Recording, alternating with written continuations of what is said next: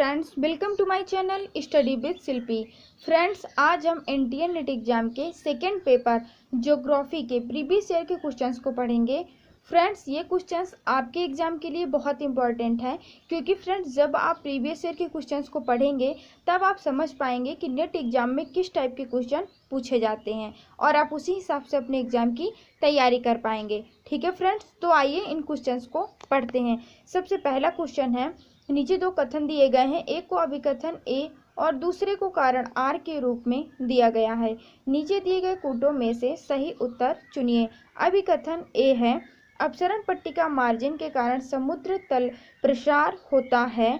कारण आर, संरचनात्मक पट्टिका मार्जिन के फलस्वरूप भ्रंश निर्मित होते हैं।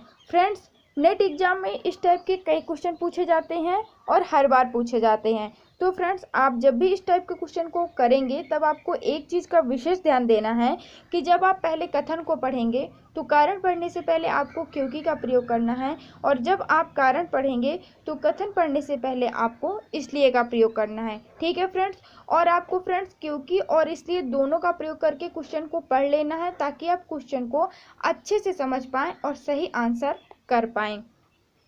ठीक है फ्रेंड्स, तो हम क्वेश्चन नंबर 1 करते हैं, जिसमें कथन ए है कि अपसरण पट्टिका मार्जिन के कारण समुद्र तल प्रसार होता है, क्योंकि संरचनात्मक पट्टिका मार्जिन के फलस्वरूप भ्रंश निर्मित होते हैं। इसमें चार आंसर दिए गए हैं। पहला, ए आर दोनों सही है पर आर ए की सही व्याख्या है। ए आर दोनों सही है लेकिन आर ए की सही व्याख्या नहीं है। ए सही है लेकिन आर गलत है। ए गलत है लेकिन आर सही है। इसका सही आंसर है friends answer number B, A R दोनों सही हैं लेकिन आर ए की सही व्याख्या नहीं है। ठीक है फ्रेंड्स, क्वेश्चन नंबर दूसरा है, अत्यंत नूतन हिमकाल का निम्नलिखित में से कौन सा क्रम सही कालानुक्रम में है।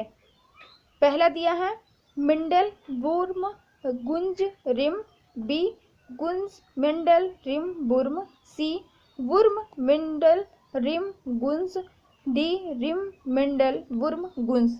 इसका सही आंसर है फ्रेंड्स आंसर नंबर बी, गुंज मिंडल रिम बुर्म। कहीं कहीं पर फ्रेंड्स आपको गुंज मिंडल रिस बुर्म भी मिल सकता है।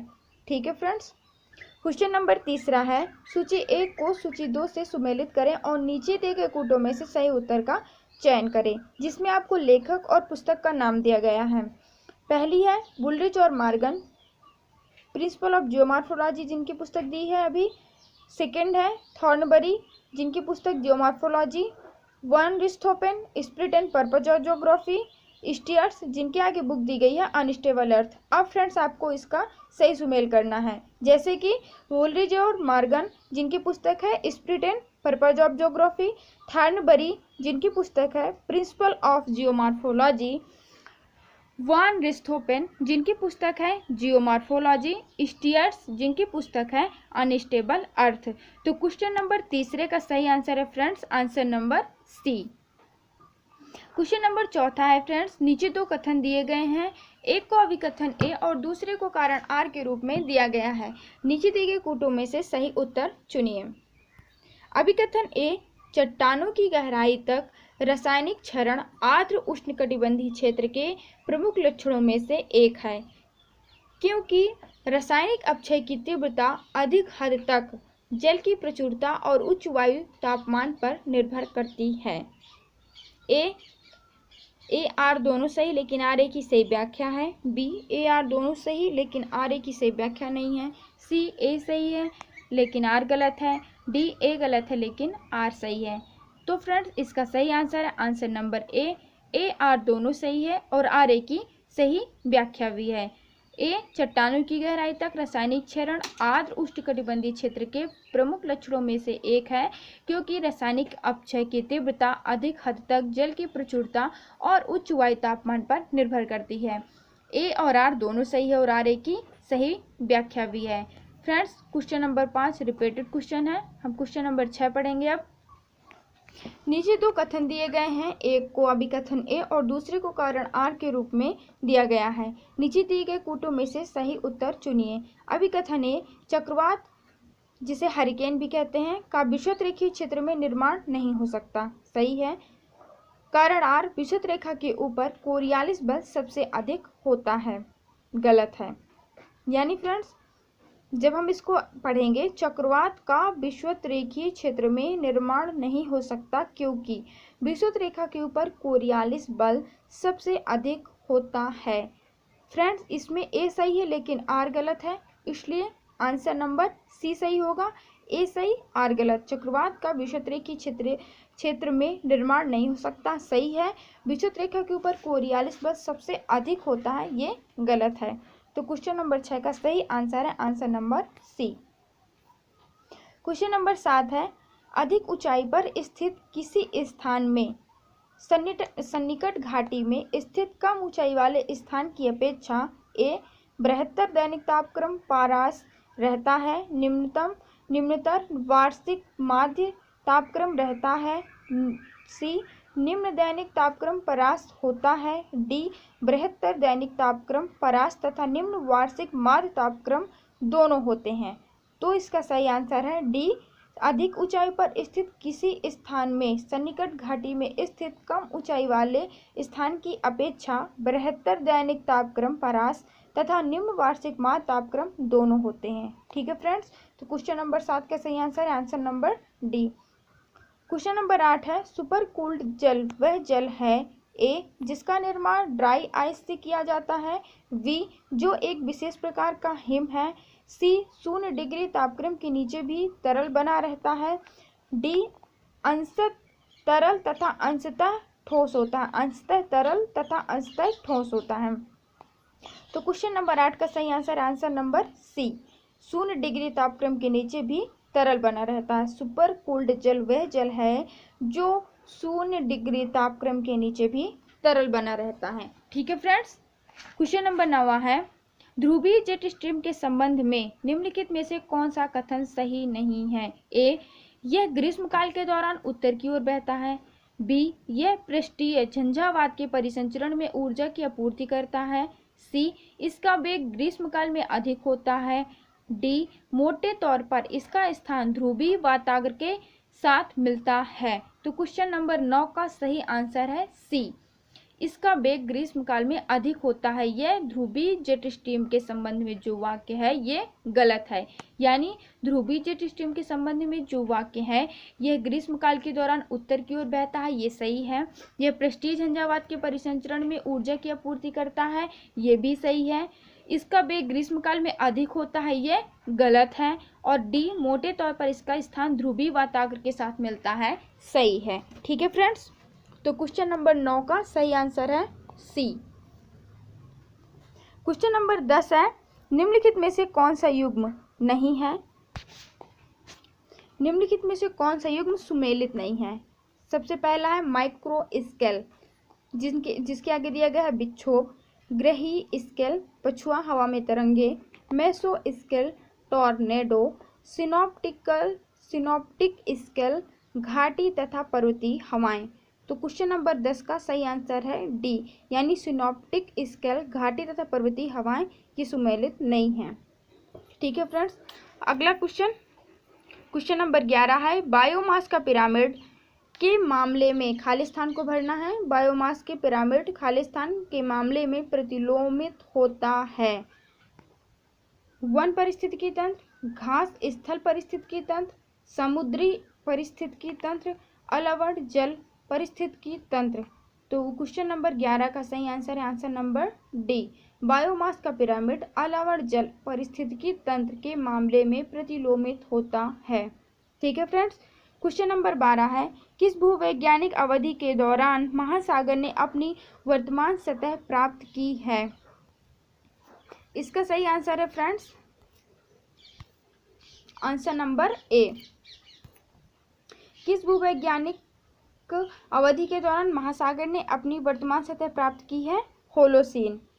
ठीक है, क्वेश्चन नंबर 13 है, सूची 1 को सूची सेकंड के सुमेलित करें और नीचे दिए गए कूटों में से सही उत्तर का चयन करें। सूची 1 और सूची 2। निरपेक्ष आर्द्रता क्या होती है? जिसके आगे देख निरपेक्ष आर्द्रता जल वाष्प के भार तथा इकाई शुष्क वायु के आयतन का अनुपात। सापेक्ष आर्द्रता, जल वाष्प सहित 1 किलोग्राम वायु में निहित जल वाष्प का द्रव्यमान ग्राम में। विशिष्ट आर्द्रता, निश्चित आयतन और तापक्रम में वायु में वास्तव में उपस्थित जल वाष्प तथा उसी तापक्रम में वायु में अधिकतम मात्रा में रहने धारण करने वाले जल वाष्प की मात्रा का अनुपात। मिश्रण अनुपात, वायु के प्रति इकाई आयतन में उपस्थित नमी का कुल भार। तो फ्रेंड्स, इसका सबसे पहले हम देखेंगे निरपेक्ष आर्द्रता क्या होती है। निरपेक्ष आर्द्रता है वायु के प्रति इकाई आयतन में उपस्थित नमी का कुल भार। ठीक है। फिर दूसरा है सापेक्ष आर्द्रता क्या होती है। सापेक्ष आर्द्रता है निश्चित आयतन और तापक्रम में वायु में वास्तव में उपस्थित जल वाष्प तथा उसी तापक्रम में वायु में अधिकतम मात्रा में रहने धारण करने वाले जल वाष्प की मात्रा का अनुपात। तीसरा है विशिष्ट आर्द्रता क्या होती है। विशिष्ट आर्द्रता है बी, जलवाष्प सहित 1 किलोग्राम वायु में निहित जलवाष्प का द्रव्यमान ग्राम में। और चौथा है मिश्रण अनुपात, जिसका सही आंसर जो है जल वाष्प के भार तथा इकाई शुष्क वायु के आयतन का अनुपात। यानी फ्रेंड्स, क्वेश्चन नंबर तीसरे का सही आंसर है आंसर नंबर वी। यानी पहले का सही आंसर है डी, दूसरे का सही आंसर है सी, तीसरे का सही आंसर है वी और चौथे का सही आंसर है ए। ठीक है फ्रेंड्स। क्वेश्चन नंबर 14 है, जब चिनूक वात पर्वतीय श्रृंखला के प्रतिपवन ढाल से आती है, ए, संतृप्तता वाष्प दबाव बढ़ जाता है, बी, सापेक्ष आर्द्रता घट जाती है। तो इसका सही आंसर है ए और दोनों गलत है। यानी जब चिनूक वात पर्वतीय श्रृंखला के प्रतिपवन ढाल से आती है तो ना तो ए होता है और ना ही बी होता है, ये दोनों ही गलत हैं। क्वेश्चन नंबर 15 है, वायु की किसी दी हुई मात्रा में जलवाष्प की वास्तविक मात्रा निम्नलिखित में से किस तापक्रम में सापेक्ष आर्द्रता संयोजन में सर्वाधिक है। 40 डिग्री सेंटीग्रेड 100% में, 25 डिग्री सेंटीग्रेड 100% में, 00 डिग्री सेंटीग्रेड 100% में या 30 डिग्री सेंटीग्रेड 100% में। तो क्वेश्चन नंबर 15 का सही आंसर है आंसर नंबर ए, 40 डिग्री सेंटीग्रेड 100% में। क्वेश्चन नंबर 16 है, भारत में स्थानिक प्रजातियां मुख्यतः खालिस्तान में भरना है में पाई जाती हैं। तो इसका सही आंसर है आंसर नंबर सी, भारत में स्थानिक प्रजातियां मुख्यतः पूर्वोत्तर भारत में पाई जाती हैं। ठीक है फ्रेंड्स। क्वेश्चन नंबर 17 है, सूक्ष्म ज्वारीय शब्द किस बृहद ज्वार परास को संदर्भित करने के लिए अपनाया गया है। तो क्वेश्चन नंबर 17 का सही आंसर है friends answer number D, 2 metre. Question number 18 है फ्रेंड्स, निम्नलिखित में से किस देश में विश्व की सबसे लंबी तटरेखा है। इसका सही आंसर है answer number D, Canada. Question number 18 का सही answer answer number D, Canada में। निम्नलिखित में से मूंगी की चट्टानों के निर्माण के लिए समुद्री जल का आदर्श तापमान क्या होगा। क्वेश्चन नंबर 19 का सही आंसर है आंसर नंबर ए, कम से कम 20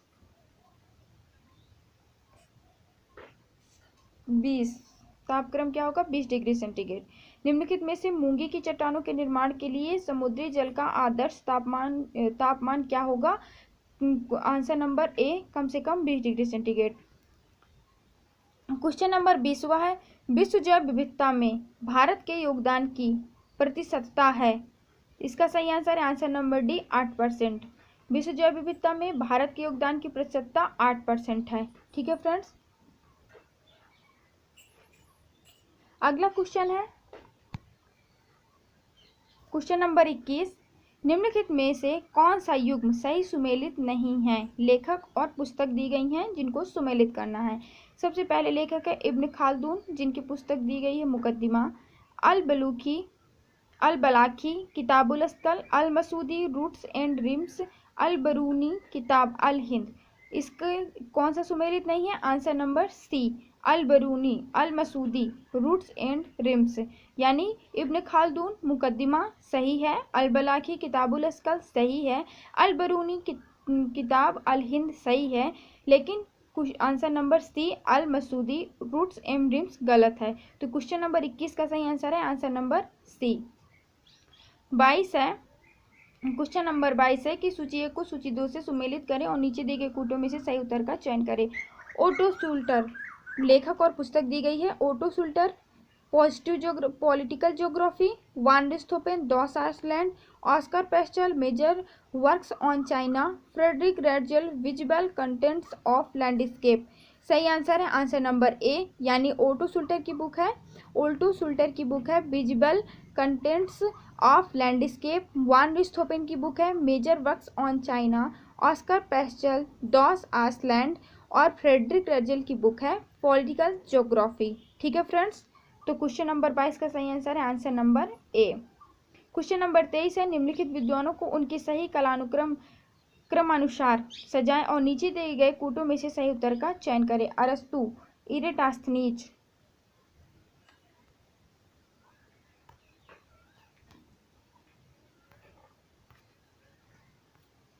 अरस्तु, इरेटास्थनीज, दूसरा प्लेटो और स्ट्रैबो।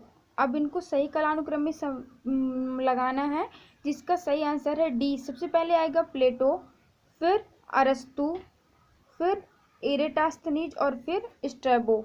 यानी फ्रेंड्स प्लेटो, अरस्तु, इरेटास्थनीज और प्लेटो, अरस्तु, इरेटास्थनीज, प्लेटो, अरस्तु, इरेटास्थनीज और स्ट्रैबो।